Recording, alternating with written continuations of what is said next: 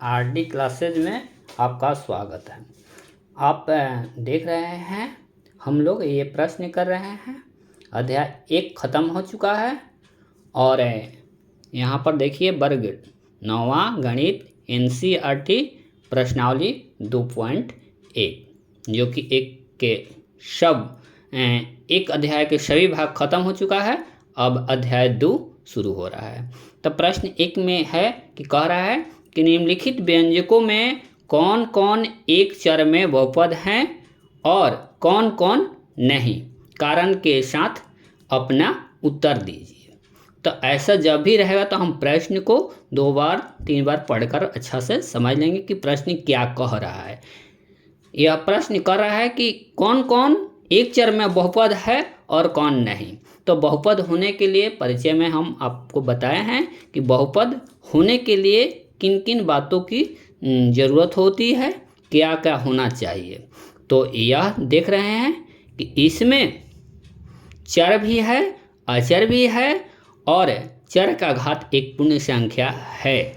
इस तरह यह बहुपद होने के सभी नियमों का पालन कर रहा है, यानी कि इसका आंसर लिखेंगे कि हाँ है, यानी कि बहुपद है, क्योंकि यह बहुपद लिखने में एक ही चर का प्रयोग हुआ है और बहुपद होने के सभी नियमों का पालन कर रहा है।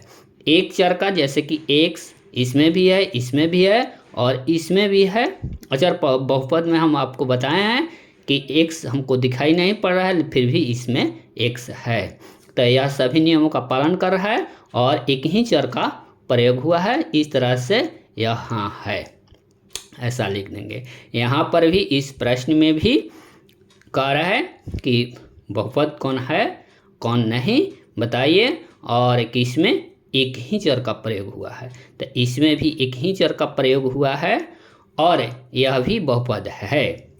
देखिए यह कैसे बहुपद है।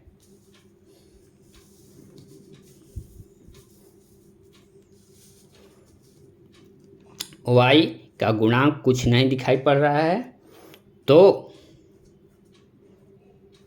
y का गुणांक कुछ नहीं दिखाई पड़ रहा है, तो जिसका गुणांक कुछ नहीं दिखाई पड़ रहा है तो उसका गुणांक 1 है। और यहाँ पर अचर से हमको कुछ मतलब नहीं है। अचर रूट में रहे या ना रहे, चर हमारा रूट में नहीं होना चाहिए। इस तरह यह बहुपद है और यह बहुपद है। इसका घात भी पूर्ण संख्या है। यदि घात पूर्ण संख्या न हो तो इसको बहुपद नहीं कहेंगे, लेकिन फिर भी और अच्छा से जानकारी चाहिए तो परिचय वाला अध्याय आप लोग देख लीजिए, परिचय वाला वीडियो देख लीजिए। उसमें हम बताए हैं कि बहुपद होने के लिए क्या क्या होना जरूरी है। यहाँ पर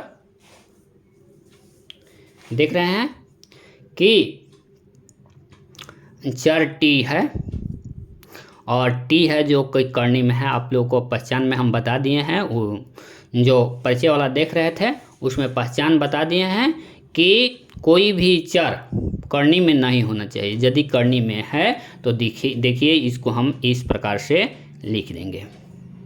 यदि करनी में है तो यह करनी से बाहर है, तो ये अचर करनी में होना चाहिए हो या ना हो, लेकिन हमारा चर करनी में नहीं होना चाहिए। चर यदि करनी में रहेगा तो इसको इस प्रकार से लिखेंगे।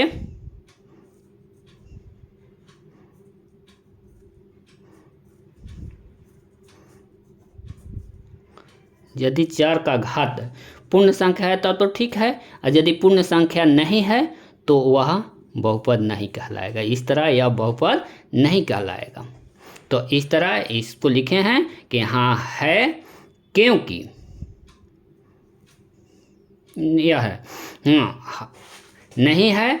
इस व्यंजक में एक ही चर है, लेकिन यह व्यंजक बहुपद होने के सभी नियमों का पालन नहीं कर रहा है। यह बहुपद होने के जो नियम है उसका पालन नहीं कर रहा है, इसलिए इसको हम बहुपद नहीं कहेंगे। ये इस व्यंजक को बहुपद नहीं कहेंगे।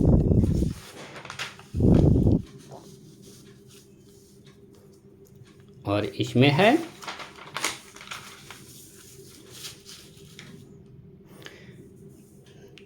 यहाँ पर y plus 2y, y plus 2 बटा में y है।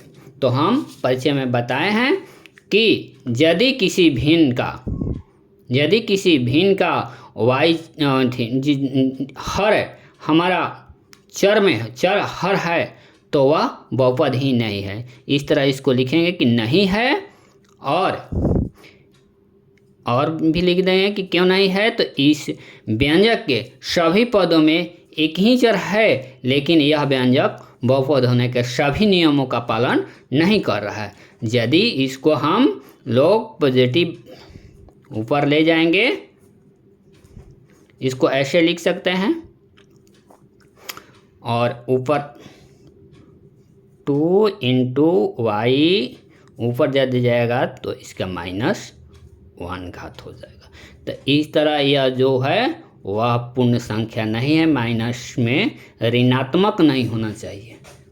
तो ऋणात्मक हो जाएगा तो यह बहुपद नहीं रहेगा, इसलिए यह भी बहुपद हमारा नहीं है। और यहाँ पर अगला भाग देखेंगे तो अगला भाग,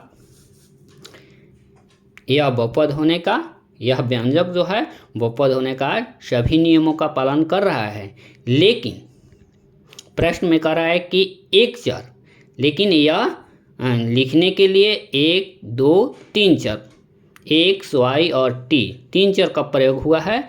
अतः यह भी जो बहुपद है इसको यह एक चर में नहीं है।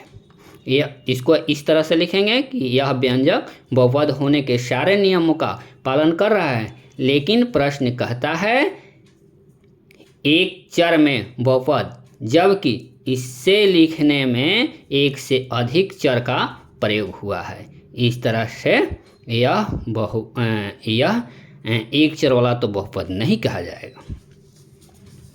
अगला क्वेश्चन कह रहा है 2 में कह रहा है कि निम्नलिखित में से प्रत्येक में x² का गुणांक लिखिए। x² का गुणांक किसी चर का गुणांक लिखने के लिए हम तो परिचय वाला पाठ में बताए हैं, कोई बात नहीं, फिर भी यदि याद होगा तो ठीक है, नहीं याद है तो फिर भी आज समझ लीजिए।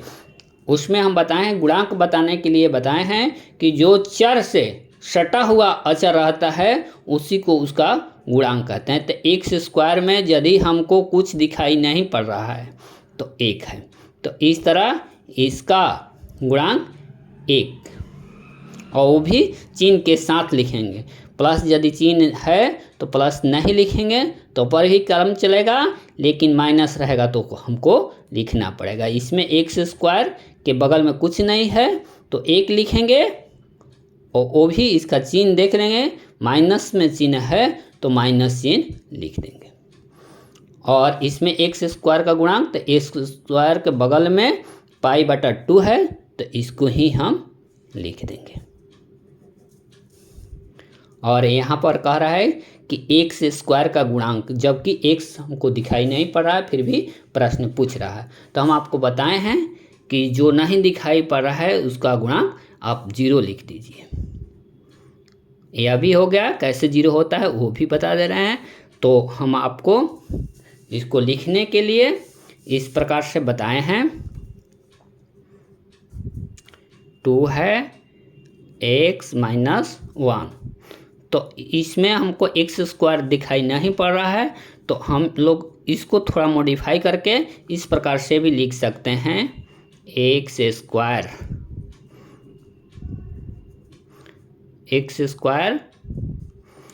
और फिर इसको प्लस करेंगे ऐसे 2x - 1, या रूपांतरित करके हम इसको लिख दिए हैं। x² का गुणांक फिर इसको हल करेंगे तो चूंकि 0 आ जाएगा, इसलिए इस पर कोई प्रभाव नहीं पड़ेगा, हमारा हिसाब बन भी जाएगा, प्रश्न बन भी जाएगा। या मान लीजिए कि फिर इस रूप में आगे 0 का कुछ वैल्यू नहीं होता है, इसलिए 0 हटा देंगे, अगला बार में यह लिखेंगे। चूँकि हमको बताना है x² का गुणांक, तो इस तरह जो हमको चर दिखाई नहीं पड़ रहे हैं उसको हम लोग उसका गुणांक 0 लिख देंगे। और ये तो अंत हो गया। इस तरह इस बात को ध्यान दीजिए। और ऐसे भी पूछ सकता है, कोई आपको दे देगा यह कहेगा कि इसको एक्स स्क्वायर के रूप में लिखिए, तो एक्स स्क्वायर के रूप में लिखने के लिए कहेगा तो इस बात को हम लिख देंगे। कोई आपको बहुपद दे देगा और उसमें एक्स स्क्वायर रहेगा नहीं और कह देगा प्रश्न, बच्चों को भुलवाने के लिए कह देता, प्रश्न कह देगा कि इसको एक्स स्क्वायर के रूप में लिखिए, तो उसको हम लोग इसको बदल करके इस प्रकार से लिख देंगे एक्स स्क्वायर। तो ठीक है, यदि वीडियो पसंद आए तो लाइक अवश्य कर दीजिएगा और कमेंट भी जरूर कर दीजिएगा यदि आपको किसी प्रश्न में दुविधा हो तो। फिर मिलेंगे हम लोग अगले वीडियो में, तब तक के लिए धन्यवाद।